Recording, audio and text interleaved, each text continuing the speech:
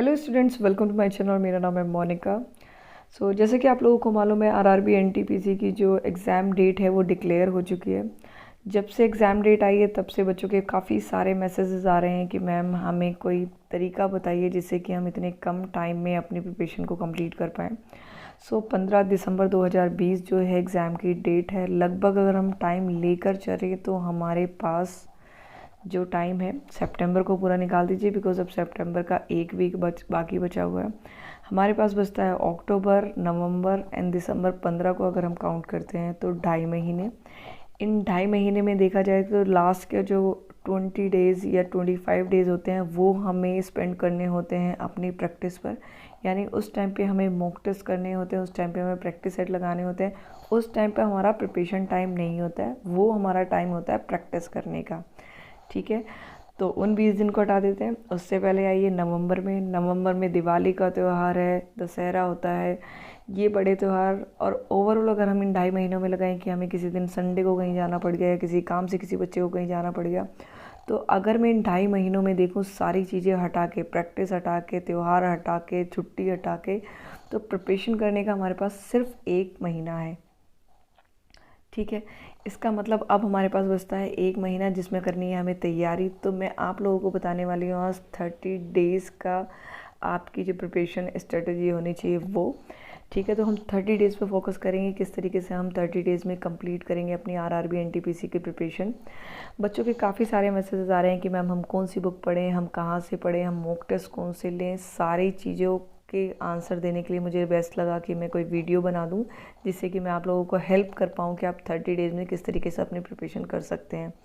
ठीक है, सबसे पहले हमें देखो क्या ध्यान रखना है।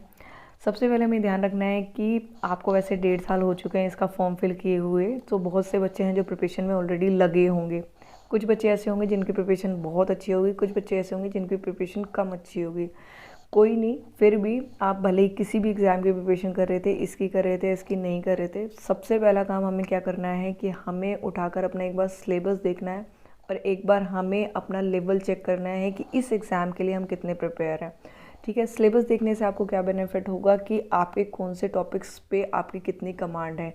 बहुत बार ऐसा होता है हम भले ही एग्ज़ाम की प्रिपरेशन कर रहे हैं, बट एक पर्टिकुलर एग्ज़ाम के लिए जो उनका सिलेबस दिया हुआ है उसके लिए आप कितना तैयार हैं। ठीक है, तो हम एक एक जब टॉपिक वाइज देखेंगे तो हमें ये भी पता चल जाएगा इनमें से कौन से टॉपिक्स हमारे हो चुके हैं, कौन से टॉपिक्स हमारे नहीं हुए हैं। लाइक आप करंट अफेयर उठा के देख रहे हैं या आप जीएस उठा के देख रहे हैं, तो आपको वहाँ से जब आप टॉपिक वाइज सिलेबस देखते हैं सो आपको समझ में आ जाता है कि भाई ये टॉपिक्स मेरे प्रिपेयर है, ये वाले टॉपिक्स मेरे नहीं प्रिपेयर हैं। तो हमें क्या करना है, सबसे पहले एनालाइज करना है जो भी एग्ज़ाम का पैटर्न है एंड जो एग्ज़ाम का सिलेबस है। तो हमें 1 से 2 घंटा उसी चीज़ पे फोकस करना है। सबसे पहले उठाकर आप यही देखिएगा, आप चाहेंगे तो मैं आपको लिंक पीडीएफ भी दे दूँगी अपने डिस्क्रिप्शन में जो आपका सिलेबस है उसके लिए। सबसे पहले उठाकर अपना सिलेबस देखिए, उसके बाद का हम देखते हैं अब किस तरीके से हमें तैयारी करनी है। ठीक है, आगे की जो वीडियोस हैं बुक्स की और मॉक टेस्ट से रिलेटेड, ये सारी भी मैं आपको देती रहूँगी। आप चैनल को सब्सक्राइब करके रखिए एंड नोटिफिकेशन बेल को प्रेस करके रखिए, जिससे आने वाली जो वीडियोज़ होंगे उनके नोटिफिकेशन भी आपको मिल जाएंगे। वीडियो में एंड तक बनी रहेगा। अब हम देखते हैं किस तरीके से हमें 30 डेज़ में एनटीपीसी आरआरबी के लिए प्रिपरेशन करनी है, जो कि एग्ज़ाम है हमारा 15 दिसंबर को। ठीक है, तो आपके एग्ज़ाम के लिए जो हम ये 30 डेज़ का स्ट्रेटजी बना रहे हैं उसका जो फर्स्ट पॉइंट है वो है कि आपको सेलेक्ट करने हैं अपने वीक टॉपिक हर एक सब्जेक्ट से। ठीक है, select your weak topic in each subject. आपके पास 3 सब्जेक्ट है, रीजनिंग है, मैथ्स है एंड जनरल अवेयरनेस है। ठीक है, तो आपको क्या करना है, आप जब भी पढ़ते हैं तो कोई डायरी या कोई आपके पास बुक होती है या कोई कॉपी रजिस्टर आप लेके बैठते हैं, तो उसके आगे या पीछे आप 1 या 2 पेजेस सेलेक्ट कीजिए जिनमें आप तीनों सब्जेक्ट्स को लिखिए। ठीक है, या रीजनिंग है आपका, मैथ्स है या जनरल अवेयरनेस है, तीनों सेक्शन अलग अलग बनाइए। एंड आपको क्या करना है, जो आपका सिलेबस है आरआरबी एनटीपीसी का, जिसका मैंने एक वीडियो भी बनाई है, आप चाहें तो वहाँ से भी देख सकते हैं उस सिलेबस को। आप हर एक सब्जेक्ट का पहले एक सब्जेक्ट लीजिए, उस सब्जेक्ट के अंदर जाके देखिए टॉपिक्स एंड उन टॉपिक्स में से कौन से टॉपिक्स आपसे नहीं आते हैं, आपके कौन से टॉपिक्स में आप वीक हैं। बिकॉज सबसे बड़ी प्रॉब्लम क्या होती है कि जो टॉपिक्स आपके स्ट्रॉन्ग हैं, जो आपको आते हैं, उन्हें जब आप प्रैक्टिस सेट में भी करेंगे ना, उनके क्वेश्चन आपसे हो जाएंगे। ठीक है, प्रॉब्लम कहाँ आती है, जो टॉपिक हमारे वीक हैं उनको हम पीछे छोड़ देते हैं और जब हमारा एग्ज़ाम में वो कट ऑफ ऊपर नीचे जाती है और आप 1-2 नंबर से रहते हो या 4-5 नंबर से रहते हो, आप हमेशा उन्हीं वीक टॉपिक्स की वजह से रहते हो, बिकॉज आपके वो वीक हैं और आपने उन पे फोकस नहीं किया। ठीक है, तो आपने क्या करा, 3 अपने सब्जेक्ट लिखे अलग अलग, तीनों सब्जेक्ट्स का सिलेबस देखते हुए जो जो टॉपिक्स आपके वीक हैं वो लिखेंगे। एंड आपको डेली हर एक सब्जेक्ट के 2 से 3 टॉपिक्स जो कि वीक टॉपिक आपने सेलेक्ट किए थे उन पे आपको काम करना है। ठीक है, ये सारे वीक टॉपिक आपके जैसे जैसे कंप्लीट होते चले जाएंगे, आपको धीरे धीरे एक तो कॉन्फिडेंस आना स्टार्ट हो जाएगा, बिकॉज आपके वही टॉपिक आपको डगमगा रहे थे, आपका दिमाग ठीक हो जाएगा वहाँ पर। दूसरा क्या होगा, अगर आपके जो स्ट्रॉन्ग टॉपिक हैं आपको भले उनके लिए टाइम नहीं मिला हो, बट जब आप प्रैक्टिस सेट या मॉक टेस्ट लगाएंगे तो वो वहाँ कवर हो जाएंगे। ठीक है, तो ये सबसे पहले आपको याद रखना है, तीनों सब्जेक्ट अलग अलग लिखे। रीजनिंग में भाई मेरे को ये टॉपिक्स नहीं आते, मुझे पहले इन पे काम करना है, बिकॉज अभी मेरे पास टाइम है। मैथ्स में मेरे को ये टॉपिक्स नहीं आते, मुझे अभी इन पे काम करना है। ठीक है, जर्नल अवेयरनेस में मुझे ये टॉपिक नहीं आता, पहले मुझे इनको प्रिपेयर कर लेना है। 30 डेज़ में सबसे पहला काम हमें यही करना है, बिकॉज स्ट्रॉन्ग टॉपिक जो होते हैं हमारे, उन्हें करने में हमें कम टाइम लगेगा। जो वीक टॉपिक है शुरू में वो ख़त्म कर लीजिए, आपका थोड़ा दिमाग शांत हो जाता है। ठीक है, सो जो सेकंड पॉइंट होगा हमारी स्ट्रेटेजी का वो होगा मोस्टली फोकस्ड सब्जेक्ट। मीन्स आपको कौन सा सब्जेक्ट पे सबसे ज़्यादा फोकस करना है। ठीक है, सो हमारे पास यहाँ पे 3 सब्जेक्ट आने वाले हैं। एक तो आने वाला है जीए जनरल अवेयरनेस, दूसरा आने वाला है मैथ्स, तीसरा आने वाला है रीजनिंग। अब हमें सबसे पहले ये देखना है हमारा कौन सा सब्जेक्ट पर हमें फोकस करना है। देखो, मैं सबसे पहले अगर मैं बताऊँ आप लोगों को, तो रीजनिंग ऐसा होता है कि आप लोग रीजनिंग के क्वेश्चंस पे सबसे कम टाइम दे सकते हैं प्रिपरेशन पर, बिकॉज़ वो आप करेंगे जब प्रैक्टिस सेट तो आपसे होने लग जाएंगे और वो थोड़ा ईजी भी होता है। बाकी के दोनों सब्जेक्ट्स मैथ्स और जनरल अवेयरनेस, मैथ्स में बहुत बच्चे के साथ प्रॉब्लम होती है, ये भी मुझे बताया। एंड सबसे ज़्यादा आपको ध्यान रखना है यहाँ पर किस सब्जेक्ट जो है सबसे ज़्यादा मार्क्स का आने वाला है। तो जनरल अवेयरनेस आने वाला है आपका 40 मार्क्स का, मैथ्स आने वाला है आपका यहाँ पे 30 मार्क्स का, एंड रीजनिंग आने वाला है आपका यहाँ पे 30 मार्क्स का। तो सबसे पहले हम फोकस करेंगे जनरल अवेयरनेस पे, because general awareness GK GS and ये करंट अफेयर, ये मोस्टली बच्चों का प्रिपेयर अच्छा नहीं होता है। ठीक है, इसमें ज़्यादा टाइम लगता है, बिकॉज इसमें सिलेबस भी ज़्यादा हो जाता है। ठीक है, सो सबसे पहले हमें देखना है जीए में, मतलब जनरल अवेयरनेस में, तो उसमें देखना है हमें करंट अफेयर। करंट अफेयर से क्या होता है कि बच्चों को या तो क्वेश्चन आता है या नहीं आता है, एंड करंट अफेयर को कवर करने में टाइम भी कम लगता है। ठीक है, अगर आप करंट अफेयर को पढ़ना स्टार्ट कर देते हैं, स्टार्टिंग में भले ही आपको लगे कि भाई मुझे बिल्कुल नहीं आता, बट जैसे जैसे आपको करंट अफेयर्स को पढ़ना स्टार्ट कर दोगे, आपको उसमें कॉन्फिडेंस आना स्टार्ट हो जाता है कि हाँ मेरा इतने ये क्वेश्चंस मुझे आते हैं, ये मंथ मेरा कंप्लीट है, ये मंथ मेरा कंप्लीट है। तो आपको 7 से 8 मंथ का कम से कम कंप्लीट करके रख लेना है। ठीक है, बिकॉज 40 क्वेश्चन में से कम 15 या उससे ज़्यादा क्वेश्चन आपके करंट अफेयर्स से आने हैं। करंट अफेयर्स पे फोकस कीजिए, करंट अफेयर्स को डेली पढ़िए, 8 से 9 मंथ का आप कंप्लीट करके रख लीजिए, आपको खुद कॉन्फिडेंस आना स्टार्ट हो जाएगा। ठीक है, जनरल अवेयरनेस में फिर आता है आपका स्टैटिक जीके। स्टैटिक जीके से, बिकॉज यहाँ पर एनटीपीसी आरबी में क्वेश्चंस काफ़ी आते हैं, इसलिए उससे भी अच्छे से प्रिपेयर करिए। तो आपका जो फर्स्ट सब्जेक्ट होना चाहिए वो होना चाहिए जनरल अवेयरनेस, उसमें current affair and static GK दोनों को आप अच्छे से कर लीजिए, आपको धीरे धीरे खुद ही कॉन्फिडेंस आना स्टार्ट हो जाएगा। उसके बाद मुझे लगता है कि आपको दूसरा सब्जेक्ट मैथमेटिक्स पे मूव करना चाहिए, बिकॉज मैथमेटिक्स में क्या है कि बहुत बच्चों का मैथमेटिक्स वीक होता है, बट यहाँ पे आपको 50% जो है वो मैथमेटिक्स ईजी भी होता है जो एग्ज़ाम में आने वाला है। ठीक है, तो आप ईजी लेवल के क्वेश्चन तो एटलीस्ट कर ही सकते हैं। ठीक है, सो इसलिए मैथ्स के पहले तो हमने कर लिए थे जो जो हमारे वीक पॉइंट थे, जब हमारे वो भी ख़त्म हो जाएंगे तो हम ध्यान रखेंगे कि हम इस सब्जेक्ट्स को कितना टाइम दें। इस सब्जेक्ट्स को इतना प्रिपेयर कर लीजिए कि जब आप प्रैक्टिस सेट करें तो आप कम से कम 30 में से 25 क्वेश्चंस तक कर पा रहे हों। ठीक है, 30 डेज़ में आपको इतना प्रिपेयर कर लेना है। तीसरा सब्जेक्ट आता है रीजनिंग। रीजनिंग में मैं आपको सच में बताऊं तो आपको रीजनिंग में 60 to 70% जो क्वेश्चन होते हैं, अगर आपने रीजनिंग आपको बहुत कम भी आती होगी तो भी आप प्रैक्टिस सेट में अपने 60 से 70% क्वेश्चंस को बहुत आराम से लगा लोगे। ठीक है, इसलिए उसे बहुत ज़्यादा टाइम देने की जरूरत नहीं है। सबसे ज़्यादा टाइम आपको जनरल अवेयरनेस को देना है, दूसरे नंबर पे आपको टाइम देना है मैथमेटिक्स को, एंड सबसे कम टाइम यहाँ पर आपको देना है रीजनिंग को, बिकॉज आप कम टाइम में रीजनिंग में अच्छा खासा स्कोर कर लेंगे। ठीक है, आपका जो थर्ड स्ट्रेटेजी का पॉइंट है आपकी प्रिपरेशन स्ट्रेटेजी का, वो है सॉल्व ऑब्जेक्टिव क्वेश्चंस। देखिए, आप लोगों को मालूम है कि आपका जो पेपर आने वाला है वो ऑब्जेक्टिव आने वाला है, ठीक है। उसमें जो क्वेश्चंस होंगे वो एमसीक्यू की फॉर्म में होंगे। एक क्वेश्चन होगा, उसके 4 आंसर होंगे। ऐसे टाइप के क्वेश्चंस अगर आप अभी से प्रैक्टिस में लाना स्टार्ट कर देंगे तो उससे आपको क्वेश्चन को हैंडल करना आप सीख जाते हैं। दैट मीन्स ऐसे होता है कि सपोज़ करिए क्वेश्चन के 4 आंसर हैं, सो आप अगर उनमें से 2 रिजेक्ट कर पा रहे हैं तो उन 2 में से आंसर ढूंढना ईजी हो जाता है बाकी 2 में से, ठीक है। तो इसलिए जो अगर आपका पेपर का पैटर्न है, आपको उसी पैटर्न पर अभी से तैयारी स्टार्ट कर देनी चाहिए। सो आपके पास उस टाइप की बुक्स होनी चाहिए जिसमें कि आपके हर एक सब्जेक्ट्स के एमसीक्यू की फॉर्म में क्वेश्चंस हो, उनके साथ में सॉल्यूशंस हो, कि अगर आपको ना आए तो आप उसे अच्छे तरीके से कर लीजिए।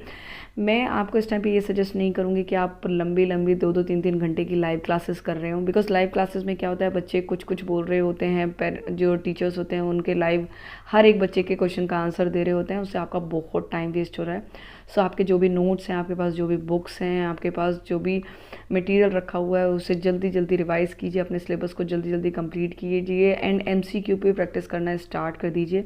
अगर आप लोग चाहें तो, अगर आप लोग मुझे कमेंट बॉक्स में मैसेज करेंगे तो मैं आप लोगों के कहने पर आपके प्रैक्टिस सेट और मॉक टेस्ट भी स्टार्ट करा दूँगी। उससे क्या होगा, आपका अभी से डेली आप एक मॉक टेस्ट एक सब्जेक्ट का भी करेंगे तो भी आप आराम से उसे एमसीक्यू को हैंडल करना सीख जाएंगे। आप लोगों को समझ में भी आना स्टार्ट हो जाएगा कि हमें 4 क्वेश्चन में आंसर में से एक किस तरीके से सेलेक्ट करना है, ठीक है। तो आप मुझे मैसेज कर सकते हैं कमेंट बॉक्स में अगर आप चाहते हैं तो इसीलिए आप तीनों सब्जेक्ट्स लीजिए, तीनों सब्जेक्ट्स के एमसीक्यू पर फोकस करना स्टार्ट कर दीजिए। अब आपके पास इतना टाइम नहीं है कि आप पहले सारा एक एक ऑनलाइन क्लासेस लेते रहें, फिर एक एक टॉपिक करते रहें, उसके बाद आप 2 महीने बाद सोचेंगे कि हमें एमसीक्यू करने या नहीं करने। एमसीक्यू करने का टाइम आप लोगों का आ गया है, ठीक है। सो आपकी जो प्रिपरेशन स्ट्रेटेजी है उसका नेक्स्ट पॉइंट है point number 4, accuracy. Accuracy means आप कितना एक्यूरेटली जो आपका पेपर है उसे सॉल्व करते हैं।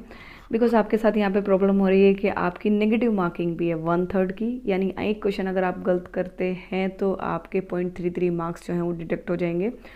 100 क्वेश्चंस आने वाले हैं, 90 मिनट्स का टाइम है। टाइम कम होता है तो बच्चे के ऊपर धीरे धीरे प्रेशर बनना स्टार्ट हो जाता है। स्टार्टिंग में वो क्या करता है कि धीरे धीरे क्वेश्चन करता है, बट जब उसे दिखता है कम टाइम है, नंबर ऑफ क्वेश्चंस ज़्यादा हैं, तो उसके ऊपर प्रेशर बनता है और उस प्रेशर में वो बहुत बार सही क्वेश्चंस को भी गलत कर देता है, ठीक है। सो नेगेटिव मार्किंग का यहाँ पर आपको ये नुकसान हो सकता है। अब आपको नेगेटिव मार्किंग को हैंडल करना सीखना है। मीन्स आप क्या करें कि आपके जो क्वेश्चंस हैं उनमें आप क्वेश्चंस को गलत ना करके आएँ। तो उसे आप किस तरीके से टैकल करना सीखते हैं, आपको उसके लिए करना होता है प्रैक्टिस। प्रैक्टिस के लिए आपको बहुत सारे मॉक टेस्ट लगाने होते हैं, इसलिए आप अभी से मॉक टेस्ट स्टार्ट कर दीजिए, जो कि मैंने आपको लास्ट पॉइंट में भी बताया था।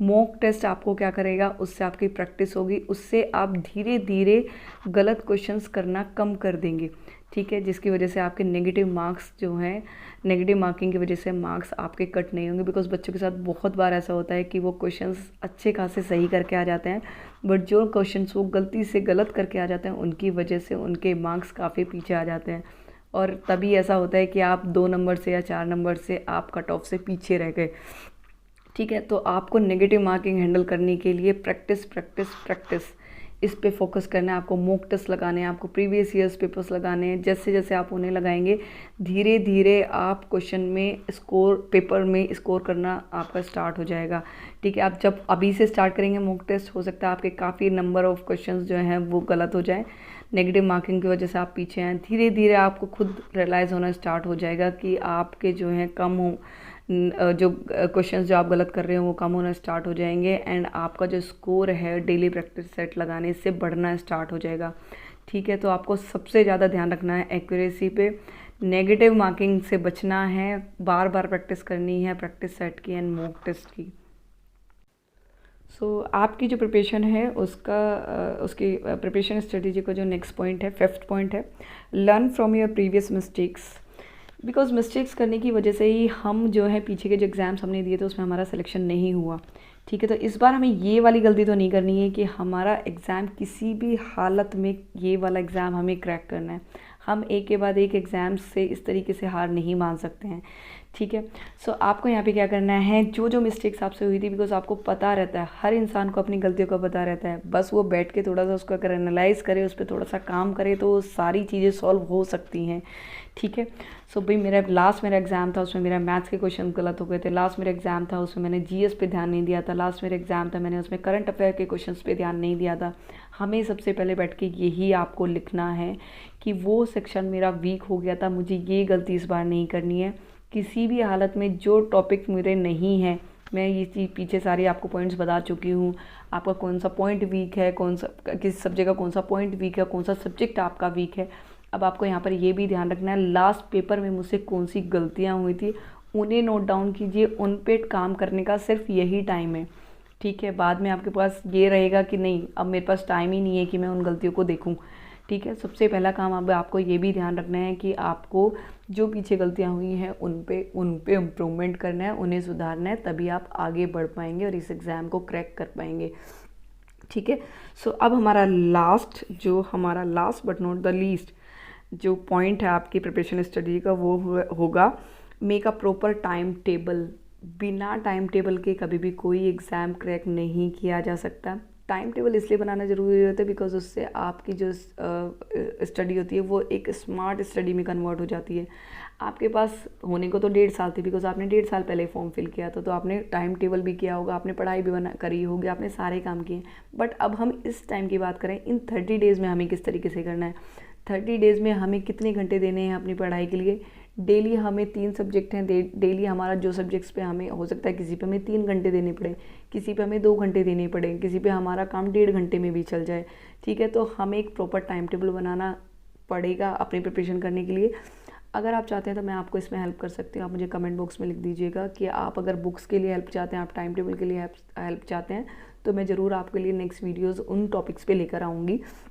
ठीक है। तो अपना टाइम टेबल बनाइए कि मुझे तीनों सब्जेक्ट्स के लिए इतना इतना टाइम देना है। उसके अलावा साथ में जो आपको डेली एक मॉक टेस्ट या प्रैक्टिस सेट लगाना है, उसके लिए टाइम बनाइए। ठीक है। तो अगर आप 7 से 8 घंटे अभी भी अगर आप एग्ज़ाम को दे पाए, इस प्रिपरेशन को दे पाए, तो आप डेफिनेटली इस एग्ज़ाम को क्रैक कर लेंगे। ठीक है। सो टाइम टेबल ज़रूर बनाइए एंड इन सारे जितने भी मैंने पॉइंट्स बताए हैं उन पे फोकस करिए। आप ज़रूर इस एग्ज़ाम को कर लेंगे, ये मेरा आपसे वादा है। इसके अलावा मैं आप लोगों से एक बात और कहना चाहूँगी कि जितने भी मैंने पॉइंट्स बनाए हैं उन हर एक पॉइंट पे फोकस कीजिए, अपने प्रिपरेशन में लग जाइए। कहीं भी आपको मेरी ज़रूरत है, मैं आपको हेल्प करने के लिए तैयार हूँ। ठीक है। सो वीडियो अगर आपको अच्छी लगी तो प्लीज़ वीडियो को लाइक करना मत भूलिएगा, अपने फ्रेंड्स के साथ शेयर कीजिए जिससे उन लोगों को भी हेल्प हो सके इसमें।